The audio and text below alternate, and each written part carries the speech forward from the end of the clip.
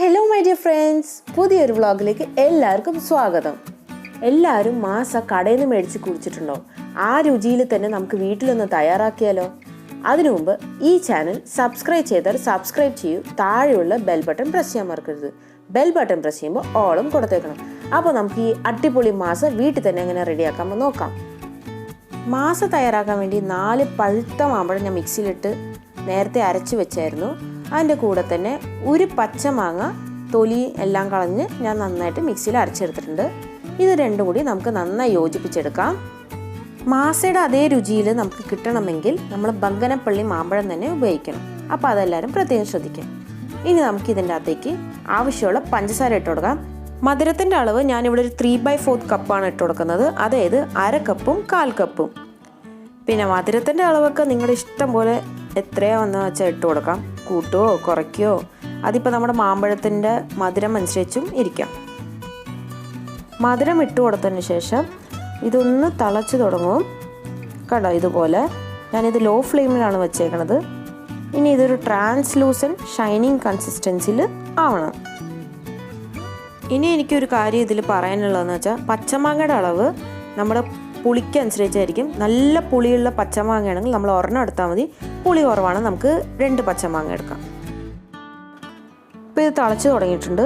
ഞാനിവിടെ അടുത്തതായിട്ട് ചെയ്യാൻ പോണ കാര്യം ഓപ്ഷനിലാണ്. നിങ്ങൾ അന്ന് തന്നെ അല്ലെങ്കിൽ 2 ദിവസത്തിനകം അത് കുടിച്ച് തീർക്കുകയാണെങ്കിൽ ഇത് ചെയ്യേണ്ട ആവശ്യമില്ല. ഇപ്പോൾ ഇത് ഞാൻ റെസിപ്പിക്ക് വേണ്ടി കാണിക്കുന്നതെന്നേ ഉള്ളൂ. അതായത് ഇതൊരു 1 ടീസ്പൂൺ വിനീഗറാണ്. വിനീഗർ അല്ലെങ്കിൽ ലൈം ജ്യൂസ് ചേർത്ത് കൊടുക്കാം. ഇപ്പോൾ നിങ്ങൾ വിനീഗറോ ലൈം ജ്യൂസ് ചേർത്ത് കൊടുത്തില്ലെങ്കിലും ഇത് 2 ദിവസം ഫ്രിഡ്ജിൽ വെച്ചാൽ കേടുവരാതെ ഇരുന്നോളും. ഇനിയിപ്പോൾ കണ്ടോ, ഇതിൻ്റെ സൈഡൊക്കെ നോക്കൂ, ഒന്ന് ട്രാൻസ്ലൂസൻറ്റ്, കുറച്ച് ഷൈനിങ് ആയിട്ട്, അതായത് കണ്ണാടി പോലെയൊക്കെ ഒന്ന് വന്നിട്ടുണ്ട്. ഇനിയിപ്പോൾ ഇത് റെഡി ആയിട്ടുണ്ട്. ഇനി നമ്മളിതൊരു അരിപ്പയിലൂടെ ഇതൊന്ന് അരിച്ചെടുക്കണം.